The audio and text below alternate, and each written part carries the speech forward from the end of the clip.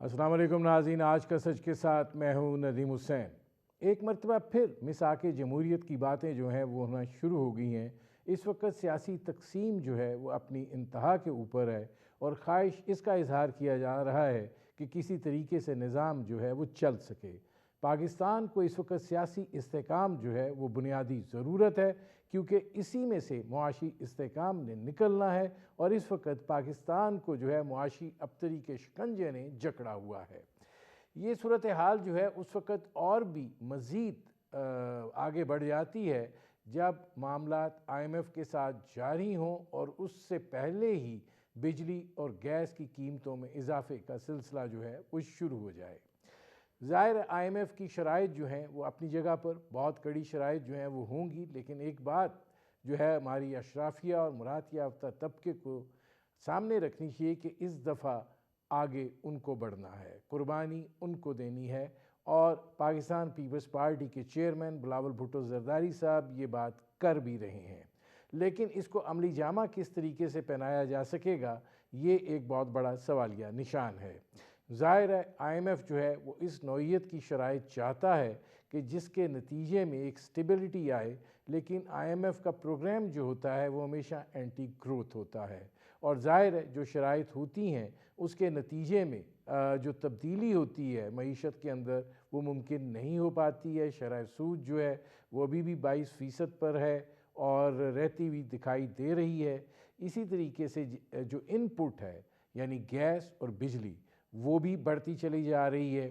مہنگائی جو ہے اس کا ذکر جو ہے وہ تو اب زبان زد عام اس طریقے سے ہو چکا ہے کہ عوام کے لیے ایک وقت کا کھانا جو ہے اس کو مینیج کرنا بھی مشکل ہو رہا ہے۔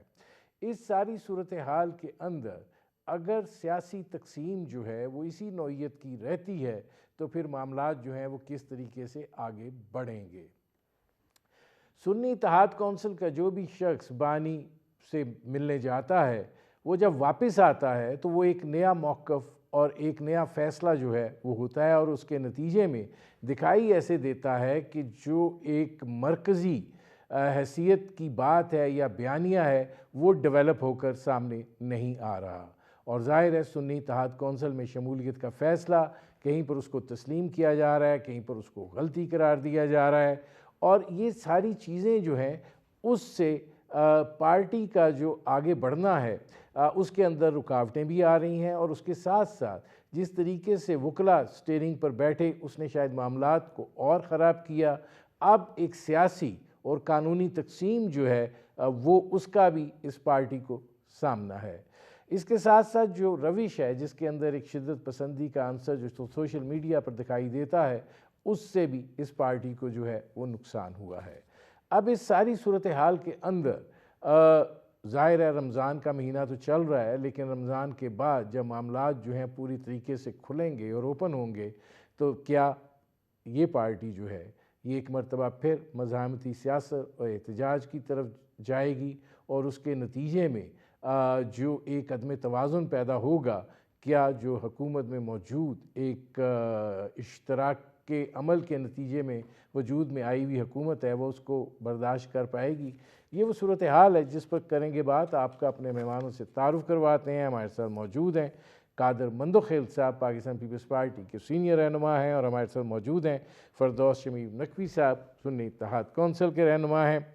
قادر مندوخیل صاحب یہ فرمائیے گا کہ ایک مرتبہ پھر مساق جمہوریت جو ہے اس کی بات شروع ہو گئی ہے، لیکن اس وقت ایک فرق دکھائی دے رہا ہے مسلم لیگ نواز اور پاکستان پیپلز پارٹی کے بیانیے کے اندر۔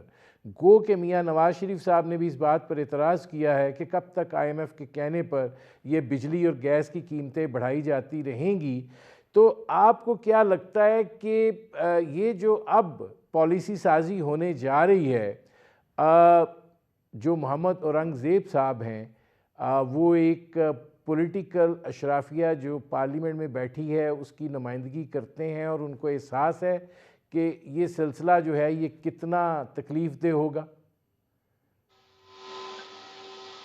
یقیناً محمد اورنگزیب صاحب ایک بینکر ہے، ان کو تو یہ نہیں پتا کہ عوام کے اوپر کیا گزرتی ہے، لیکن ساتھ ساتھ یہ عام آدمی کا بھی کام نہیں ہے معیشت کو ٹھیک کرنا۔ میں اور آپ اور فردوس شمیم نقوی صاحب بھی اس کو ٹھیک نہیں کر سکتے، اس وجہ سے کہ بینکر ٹھیک کر سکتے ہیں۔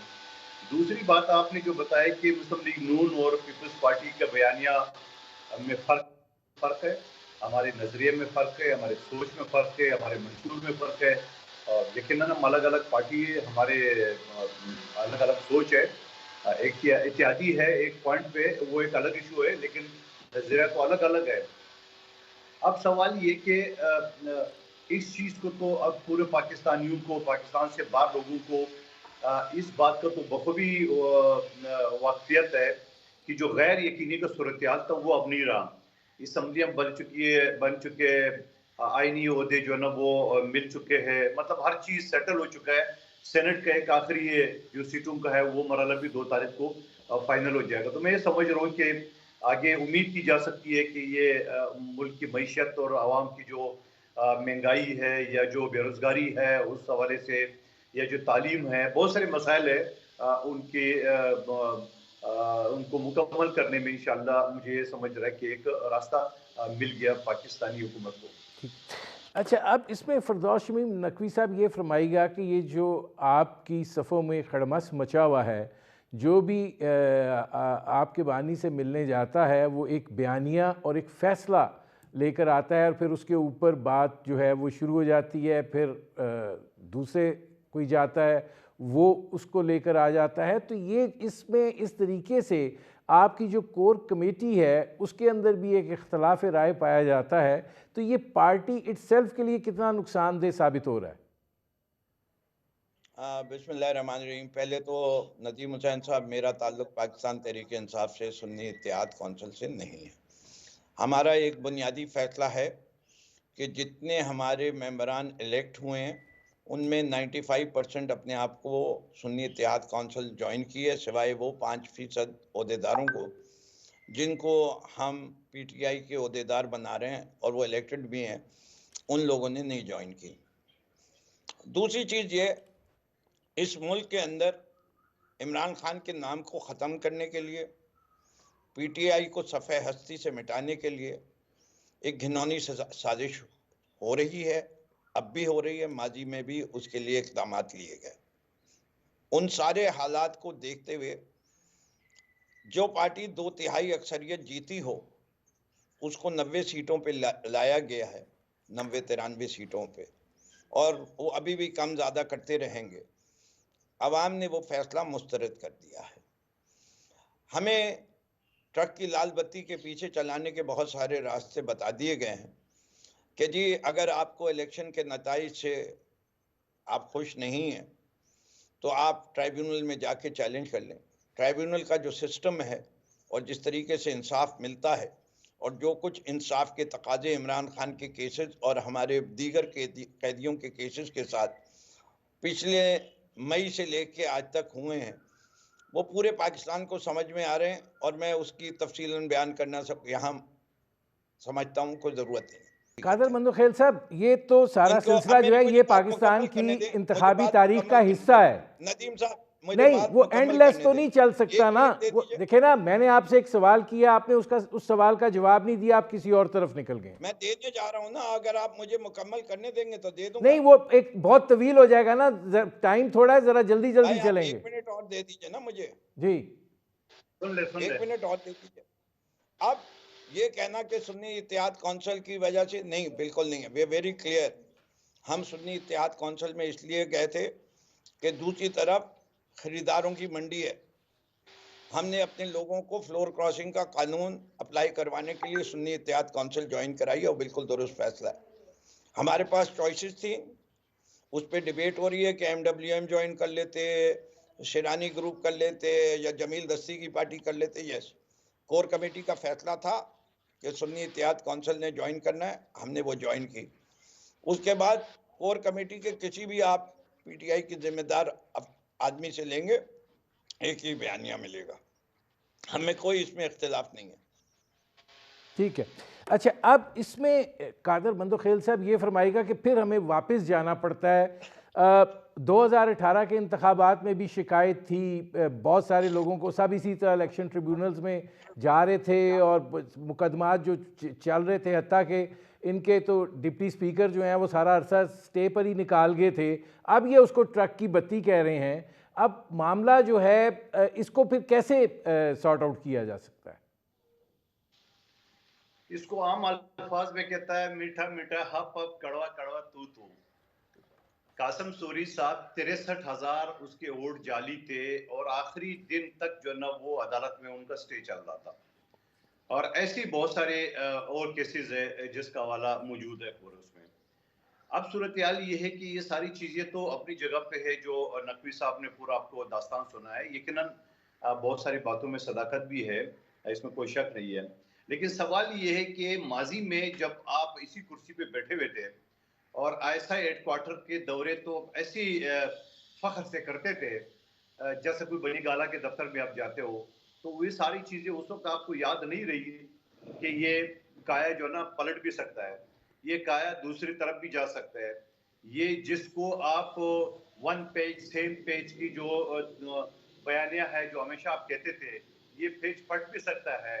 اور پھٹ گیا تو ان کی اپنی حرکتوں کی وجہ سے، کیونکہ ان کو اقتدار قانونی طریقے سے جب اقتدار سے آرٹیکل 195(1) کے تحت جب عدم اعتماد کی تحریک کے ذریعے جو ماضی میں بی بی شہید اور شوکت عزیز صاحب کے خلاف ناکام ہوئی ہے، بلوچستان کی 2 حکومتیں اس پہ ختم ہوئی ہے، وہ ان کو ناگوار گزرا اور انہوں نے پورا پاکستان سر پہ اٹھا دیا ہے، جس میں 9 مئی کا جو ثانیہ ہے وہ آپ کے سامنے سر فہرست ہے. اور ابھی پچھلے ہفتے جب کرنل رینک کے لوگ جو شہید ہوئے ہیں اور اس کے بعد سوشل میڈیا میں جو طوفانی بدتمیزی ہے، وہ کہ PTI اسے انکار کر رہی ہے، مگر کسی کو کیا تکلیف ہے کہ وہ اچانک اس طرح شہداء کے خلاف، ماضی میں تو شہداء کی تصویریں تھی 9 مئی کے، یہاں تو شہداء ابھی بیچارے جو ہے نا وہ لہد میں اتارے نہیں ہے اور ان کی کردار کشی اور پتہ نہیں فوج کے خلاف کیا کیا انہوں نے وہ کیا، یہ ساری چیزیں بھی وہ ماننے کو تیار نہیں ہے. پھر IMF کے دفتر کے سامنے جو احتجاج ہو وہ بھی ماننے کو تیار نہیں ہے. لیکن پھر ماننے کو تیار وہی ہے جو MQM کی پالیسی ہے. نقوی صاحب کراچی میں رہتے، وہ MQM کی پالیسی سے بھی اچھی طرح واقف ہے.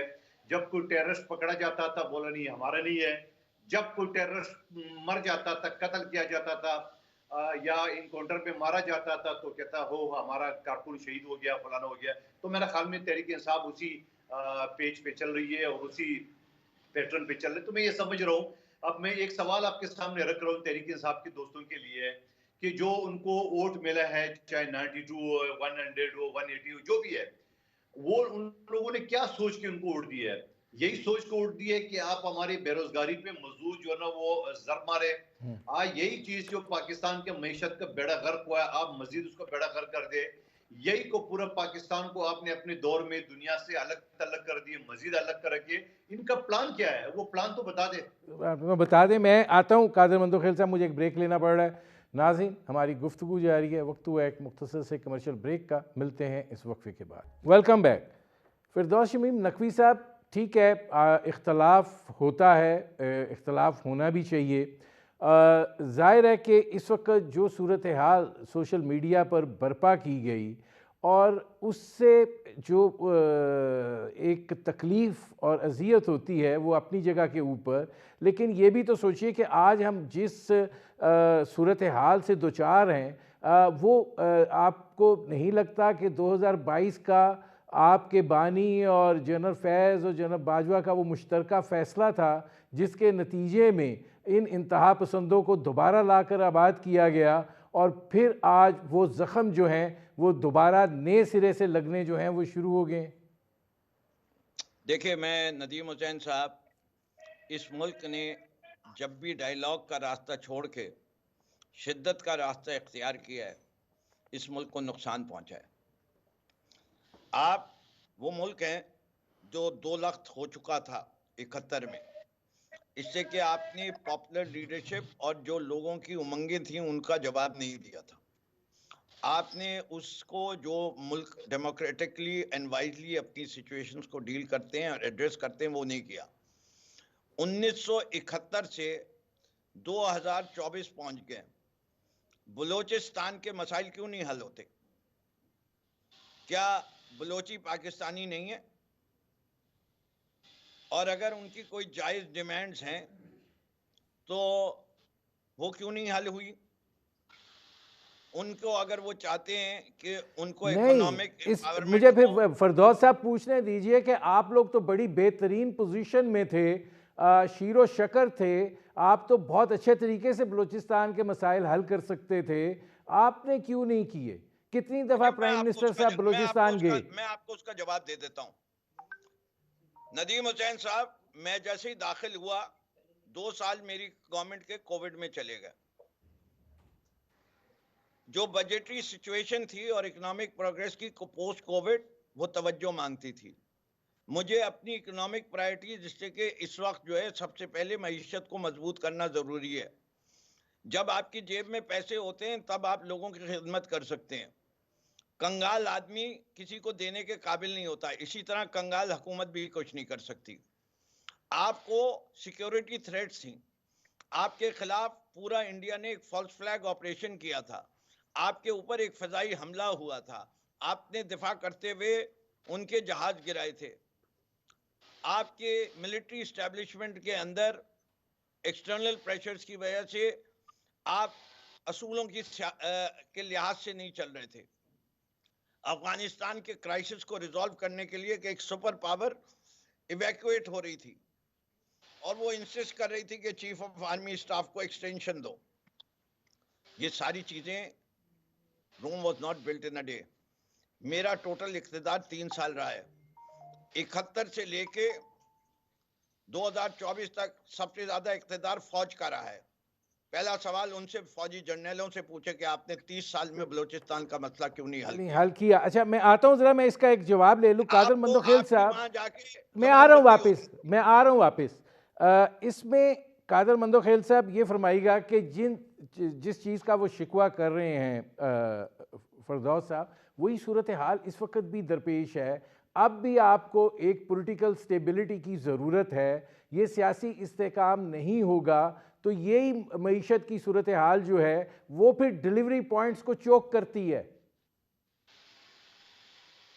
دیکھیے، اگر آپ پاکستان کے تمام پولیٹیکل پارٹیز دیکھ لیں، سوائے پی ٹی آئی کے یا سنی اتحاد کونسل کے، آپ کو سارے ایک پیج پہ نظر آئیں گے۔ کیوں؟ یہ ووٹ صرف پی ٹی آئی کو ملا ہے، باقی جماعتوں کو نہیں ملا ہے۔ اور بڑی خوبصورتی سے نقوی صاحب نے کووڈ کا بہانہ بنا کے اپنی 3.5 سال یا 3 سال جو ہے نا وہ بالکل کر لیے۔ 10 سال جو پختونخوا میں نے حکومت کی ہے، کیا وہاں اسلحے کی ناجائز فیکٹری بند ہوئی ہے؟ کیا ہیروئن کے اور دوسرے منشیات کی جو کاشت تھی وہ بند ہو گئی ہے؟ کیا افغانستان سے اسمگلنگ بند ہو گئی ہے؟ کیا قتل غارت بند ہو گئی ہے؟ کیا رشوت کے جو بازار خود ان کے مروت صاحب بتا رہے ہیں وہ گرم تھا وہ بند ہو گیا؟ تو وہ اپنے 10 سال کارکردگی تو بتا دے۔ ان کا موجودہ چیف منسٹر صاحب کہتے ہیں رشوت دینے اور لینے والے دونوں جانبی ہیں۔ تو بھائی 10 سال پہلے جنتی تھے جو آج جانبی ہو گئے۔ آپ کو اپنے 10 سال کے اوپر آپ خود ایک سوالیہ نشان بنا رہے ہو۔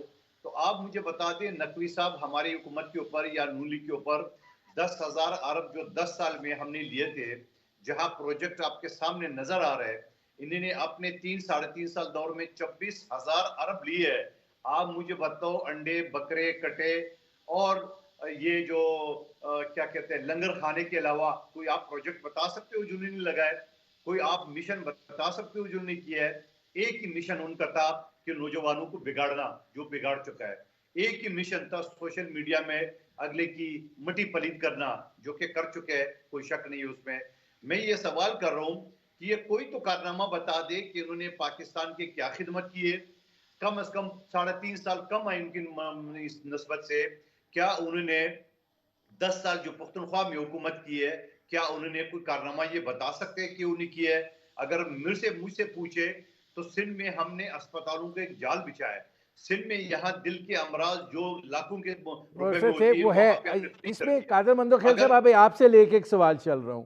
گزارش یہ ہے کہ اس وقت یہ جو سیاسی تقسیم ہے یہ بہت زیادہ بڑھ چکی ہے۔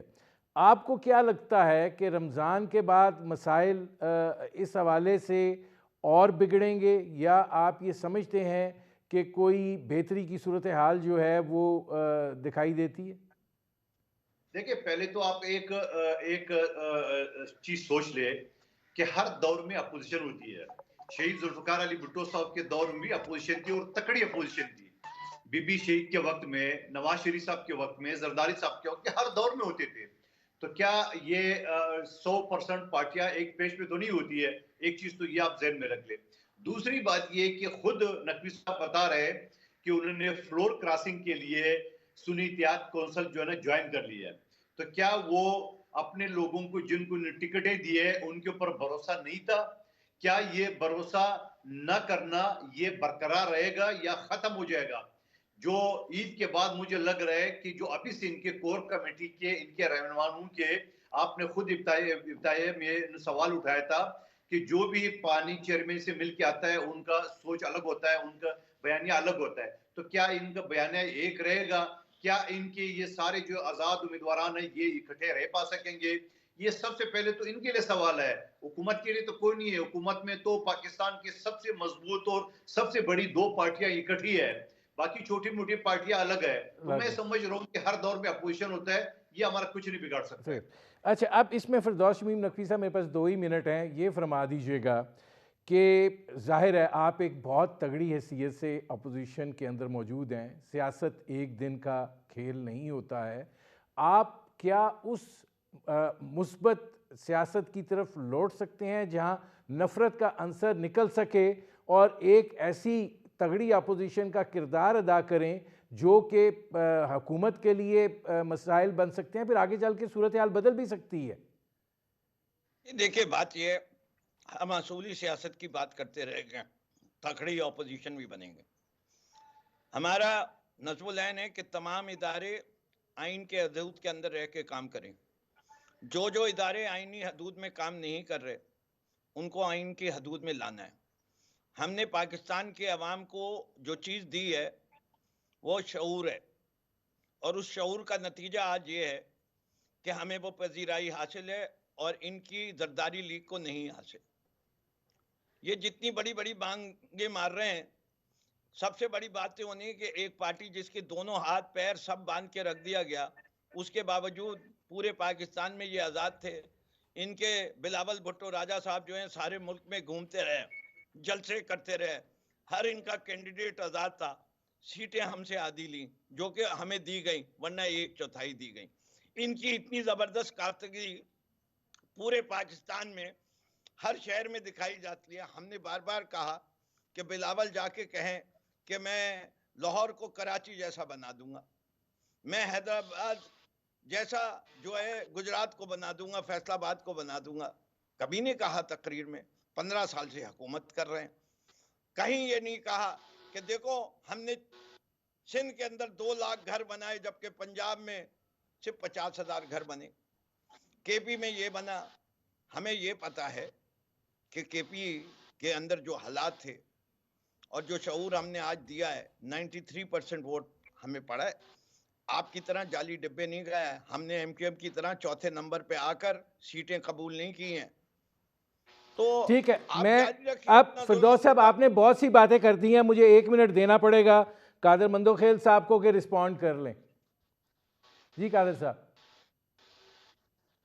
देखिए, मैं तो आज भी परसों का देख ले वजीर आला बलूचिस्तान का कि उन्होंने कहा हमने सिंध मॉडल जो ना अपनाना है बलूचिस्तान में। क्या जो दिल के अमराज के अस्पताल है, क्या जो लिवर ट्रांसप्लांट है, क्या बेनजीर ट्रॉमा सेंटर है, क्या तरकोल प्रोजेक्ट है।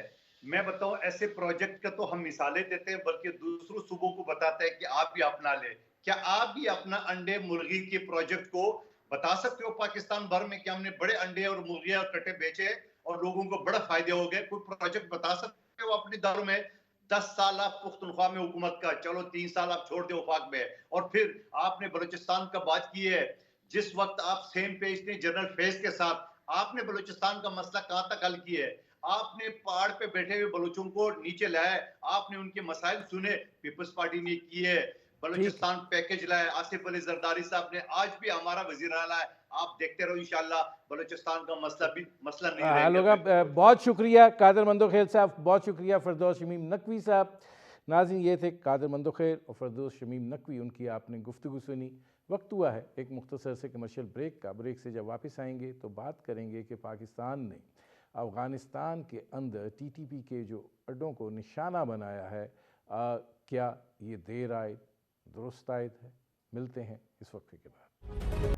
ویلکم بیک ناظرین، شمالی وزیرستان میں میر علی میں پاکستان کی جس چوکی پر دہشت گردانہ حملہ ہوا تھا اور جس کے نتیجے میں پاکستان افواج کے ایک لیفٹیننٹ کرنل، ایک کیپٹن اور 5 جوانوں نے جام شہادت نوش کیا تھا، اس کے بعد پاکستان نے افغانستان کے اندر ٹی ٹی پی کے ٹھکانے جو ہیں اس کو نشانہ بنایا۔ کیا یہ فیصلہ جو ہے دیر آئے درست آئے کے مترادف ہے؟ پاکستان بار بار افغانستان سے اس بات کا تقاضا اور مطالبہ کرتا رہا ہے کہ اپنی سرزمین جو ہے اس کو پاکستان کے خلاف استعمال نہ ہونے دے، لیکن کوئی مثبت جواب جو ہے اس حوالے سے یا عملی اقدام جو ہے وہ اس حوالے سے سامنے نہیں آیا۔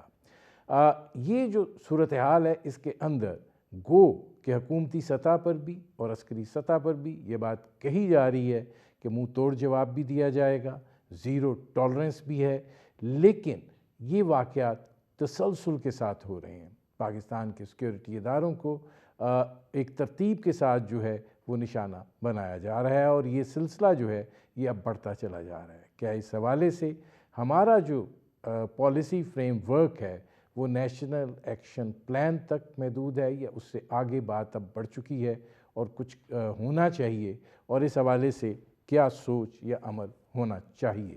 اس پر کریں گے بات۔ ہمارے ساتھ موجود ہیں ایئر مارشل ریٹائرڈ مسعود اختر صاحب، ان سے بات کرتے ہیں۔ مسعود اختر صاحب، سب سے پہلے تو یہ فرمائیے گا کہ یہ جو پاکستان نے افغانستان کے اندر کارروائی کا فیصلہ کیا ہے، یہ دیر آئے درست عائد ہے، اور کیا اگر افغانستان نہیں مثبت انداز میں جواب دیتا تو ٹی ٹی پی کے ٹھکانوں کو جو ہے وہ خود نشانہ بنایا جانا چاہیے؟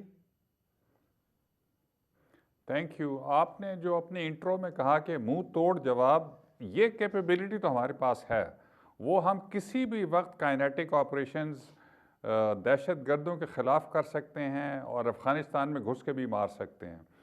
اور دیکھیے کہ یہ پہلی دفعہ نہیں ہوا، پہلے بھی ہو چکا ہے، اور لیکن اس دفعہ فرق یہ ہے کہ انہوں نے ہیوی مارٹرز کے ساتھ ہمارے حملے کا جواب دیا ہے، اور کچھ رپورٹس یہ ہیں کہ ابھی تک یہ ہو رہا ہے، مطلب ان کی طرف سے شیلنگ ہو رہی ہے ہماری چوکیوں پہ۔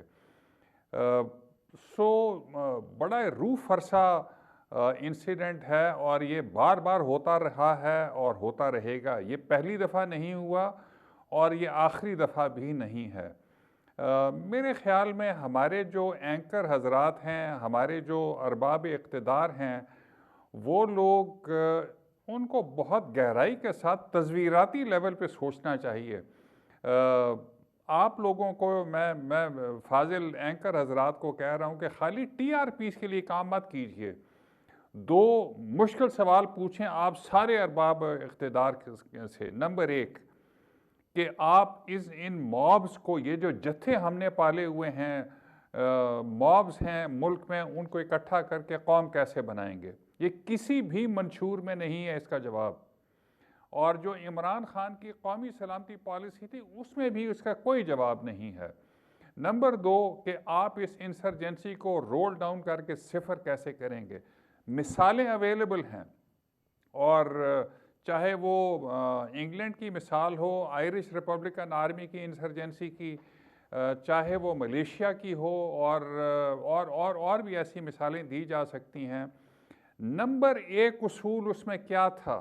نمبر 1 اصول تھا when the people away from the terrorist, یعنی کہ عام عوام کو آپ نے ٹیررسٹ سے تصویراتی لیول پہ یا اسٹریٹجک لیول کے اوپر کنسیپچولی نیریٹو کے ساتھ دور کرنا ہے۔ لیکن نیریٹو لکھنا تو دور کی بات، یہ یاد رکھیے کہ جو نصف نیشنل انٹرنل سیکیورٹی پالیسی لکھی گئی تھی اس میں یہ ریکوائرمنٹ نمبر 1 تھی، there shall be a national narrative, نہیں لکھا گیا۔ پھر لکھا گیا کہ this document shall serve the national interest of Pakistan. آج تک ترتیب نہیں دی گئی۔ آپ ہی کے پروگرام میں میری ایک بہت ہی سینئر سفارتکار کے ساتھ بحث ہوئی تھی، تو انہوں نے کہا کہ جی ہمیں تو ضرورت ہی نہیں ہے نیشنل انٹرسٹ لکھنے کی، ساورنٹی ہماری نیشنل انٹرسٹ ہے۔ یاد رکھیے sovereignty today is a relative term. Globalise دنیا میں جب آپ قرضہ لیتے ہیں تو آپ اپنی ساورنٹی کو بارٹر کر رہے ہیں IMF کے سامنے, ورلڈ بینک کے سامنے, امریکہ کے سامنے, پہلی دنیا کے سامنے.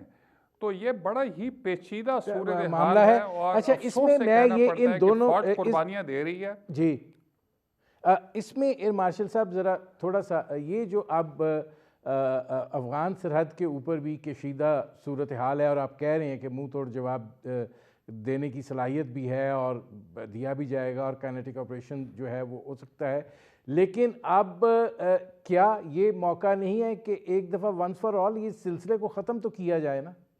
یا آپ سمجھتے ہیں کہ نہیں اس کے لیے ڈائیلاگ بھی ایک اہم فیکٹر ہے؟ یاد رکھیے کہ یہ صورتحال بار بار پیدا ہوئی ہے. جو ستم ظریفی ہے, جو سیاستدان طاقت میں نہیں ہیں وہ فوج کو بلیم کرتے ہیں, جو طاقت میں ہیں وہ نیریٹو نہیں دیتے جس سے کہ you can when the public away from the terrorist. میرے خیال میں میری ریکویسٹ ہے آرمی چیف سے کہ you should go to the government and say کہ یہ نیریٹو دیا جانا چاہیے, ہمیں عوام کو ان ٹیررسٹ کے نیریٹو سے دور کرنا چاہیے. مجھے خالی مبینہ انفارمیشن ہے میرے پاس کہ ہر دفعہ جب دہشت گرد آئے, چاہے میاں والی ہو, چاہے APS ہو, چاہے وہ کہیں پہ اٹیک ہو, انہوں نے آ کر ریفیوج ایک سینکچوری میں حاصل کی جو کہ ان کے پاس ہمیشہ اویلیبل ہیں. یاد رکھیے کہ یہ کبھی بھی نہیں ہوگا کہ ٹیررسٹ آ کے میران شاہ سے شام کو چلیں گے اور رات کو آ کے اٹیک کر دیں گے. وہ آ کے رہیں گے لوگوں کے پاس. مبینہ طور پر APS کے جو اٹیکرز تھے وہ آ کے ایک مبینہ طور پہ ایک آفیشیل مسجد میں رہے. انہوں نے ایک امام مسجد ریکروٹ کیا جو کہ تقریباً 1 مہینے تک APS کو وزٹ کرتا رہا اور وہاں سے ساری انفارمیشن اور تصویریں بھیجتا رہا. ایسے کام نہیں چلے گا. سیاستدان جو ہیں وہ آرمی کو بلیم کرتے ہیں. آرمی بدرجہ اتم اس نے اپنی ٹیکٹیکل اور آپریشنل لیول ٹھیک کیا ہوا ہے, لیکن army chief is a big player, he must get together with the government. یہ منہ توڑ جواب تو دیا جا سکتا ہے, لیکن یاد رکھیے کہ آج کی گلوبلائز دنیا میں چیزیں چھپ نہیں سکتی اور اس کا ہر دفعہ اس پیچیدہ مسئلے کا حل ڈائیلاگ سے بھی ہوگا, لیکن وہ ڈائیلاگ تب تک کامیاب نہیں ہو سکتا جب تک کہ اندر سے ہم مضبوط نہیں ہوں گے. اور اندر سے مضبوط تب ہوں گے قوم ایک ہوگی, نمبر 1. نمبر 2 دہشت گردوں کے ساتھ نہیں ہوگی. آج یہ صورتحال I am very sorry to say وہ نہیں ہے. اب اس میں ایئر مارشل صاحب کیا آپ تجویز کریں گے کہ اس وقت یہ جو صورتحال درپیش ہے اور آپ جو یہ بات کہہ رہے ہیں کہ تصویراتی طور پر عوام کو دہشت گردوں سے دور رکھا جائے, سوشل میڈیا کا دور ہے, جو چیزیں وہاں پر آ رہی ہیں, اور جب ہمارے یہ جوان شہید ہوئے اور اس پر سوشل میڈیا پہ جو کچھ ہوا جو کہ بڑی افسوسناک اور شرمناک صورتحال تھی, تو ایسے تناظر میں کیا آپ تجویز کریں گے؟ نمبر 1 یاد رکھیے کہ آج کا پاکستان جناح کا پاکستان نہیں ہے. اس کے اوپر مکمل اتفاق ہے جتنے لوگوں سے ہم بات کرتے ہیں. آج کا پاکستان اقبال کا پاکستان نہیں ہے. رسول پاک صلی اللہ علیہ وسلم کے فرمودات کے مطابق کا پاکستان نہیں ہے. قرآن میں جو گائیڈنس ہے اس کے مطابق پاکستانی ہے. سو نمبر 1 ان 4 فاؤنڈنگ فادرز کی ڈاکومنٹس کو عام کیا جائے. نمبر 2 پڑھایا جائے سٹاف کالجز, وار کالجز کے لیول تک. نمبر 3 ان کے مطابق ایک نیریٹو بنایا جائے. نمبر 4 سوشل میڈیا کو خدا کے لیے استعمال کریں. دیکھیے جی یہ 6 بہنوں کا ایک بھائی شہید ہوا ہے, ایک کپتان جو ہے 23 سال بعد یہ بیٹا ملا تھا. ان کرنل صاحب نے تو کہہ دیا کہ جی I am proud of my son, لیکن وہ قربانی 5 سال بعد 10 سال بعد کہاں جائے گی؟ آپ ان لوگوں سے پوچھیں.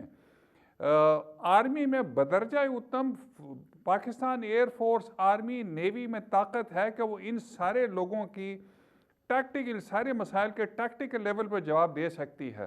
Where we lack is a united nation.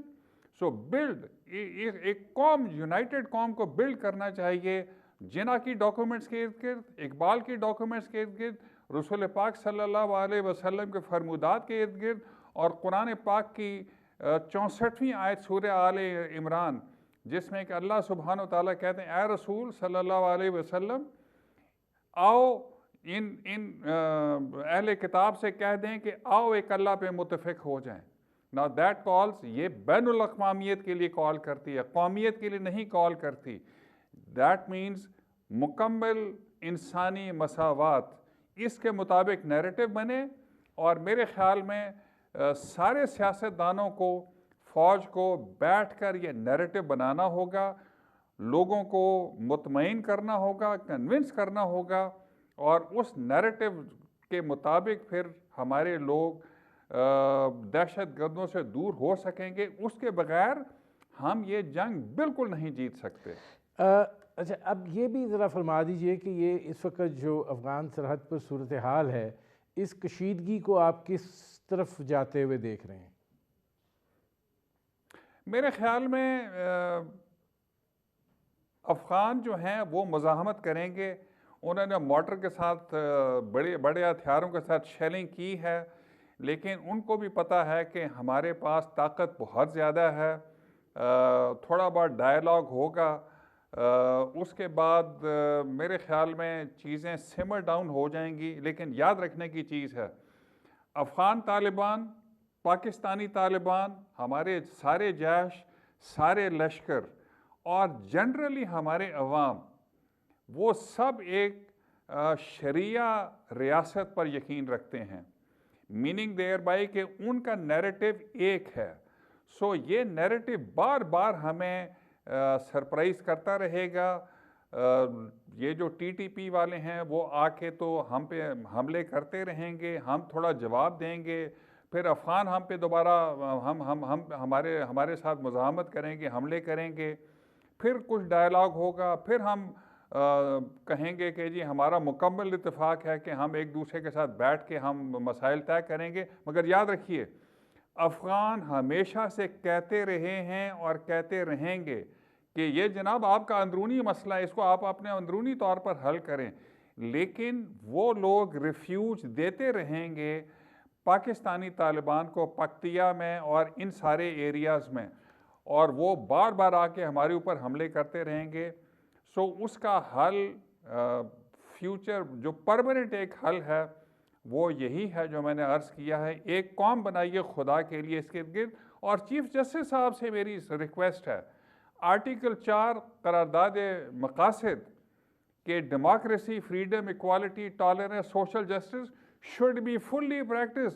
تو خدا کے لیے اس کا نوٹس لیجئے. آپ کے پاس سو موٹو پاورز ہیں، اور گورنمنٹس کو کہیے کہ ڈیموکریسی کے بغیر یہ ملک نہیں چل سکتا، فریڈم کے بغیر. اور آج نہ ڈیموکریسی ہے، نہ فریڈم ہے، نہ ایکوالٹی ہے، نہ ٹالرنس ہے، نہ سوشل جسٹس ہے، نہ سیاستدانوں کے درمیان، نہ عوام کے درمیان، اور ہم جتھے ہیں. سو گائیڈنس بہت ہے، لیکن ہمیں اس گائیڈنس کے مطابق پاکستان کو ترتیب دینے میں وہ فلی فیلڈ. اچھا، اس میں ماشاء صاحب میرے پاس ایک 1.5 منٹ ہے.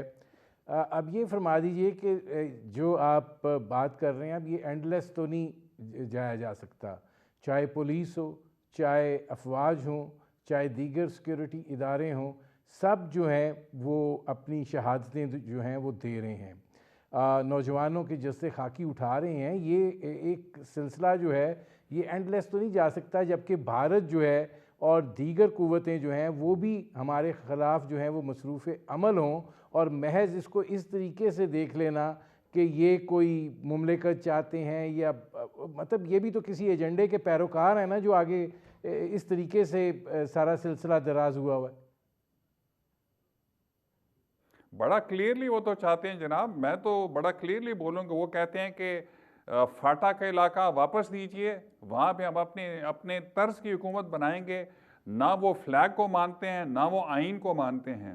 سو ان کے خلاف خالی جنگ ہی ہو سکتی ہے، مگر جنگ خالی نہیں ہونی چاہیے.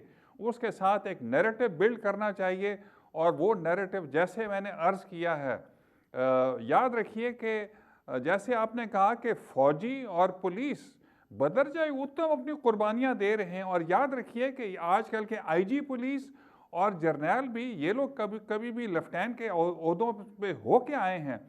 आज के लेफ्टिनेंटों को भी यही लोग ट्रेन कर रहे हैं जो कि जाके कुर्बानियां दे रहे हैं। मेरे ख्याल में सियासतदानों और आर्मी को बैठना चाहिए, फ़ौज को बैठना चाहिए, पुलिस के सब लोगों को सर जोड़ के नेक्टा के नीचे भी जो भी कोऑर्डिनेशन हो सकती है करना चाहिए, और ये नैरेटिव बिल्ड करके, ताकि टीटीपी ने तो साफ कह दिया कि जी फाटा में वापस करें, वहाँ पे हम अपनी शरिया इम्पोज करेंगे, ना वो फ्लैग को मानेंगे। और बार बार आप याद रखिए, शेख रशीद जब इंटीरियर मिनिस्टर थे और आज तक हम स्टेटमेंट दे देते हैं कि जी जब तक सनाउल्लाह साहब ने भी इंटीरियर मिनिस्टर थे तो उन्होंने यही कहा कि जब तक वो हमारा फ्लैग नहीं मानेंगे, आइन नहीं मानेंगे, तो हम उनके साथ बातचीत नहीं करेंगे। कैसे आप फिर इस मुल्क को चलाएंगे? सो narrative building, Wien the people away from the terrorist, उनको दहशतगर्दों से दूर करें और तब उनसे जंग करें, तब वो डायलॉग के टेबल पे आएंगे और आपकी बात मानेंगे। बहुत शुक्रिया। अफगानिस्तान की शह के ऊपर आके हमेशा तंग करेंगे। जी बहुत शुक्रिया एयर मार्शल मसूद अख्तर साहब। ये थे air marshal retired Masood Akhtar, उनकी आपने गुफ्तगू सुनी। अब तक के लिए इतना ही, इजाज़त दीजिए, अल्लाह हाफ़िज़।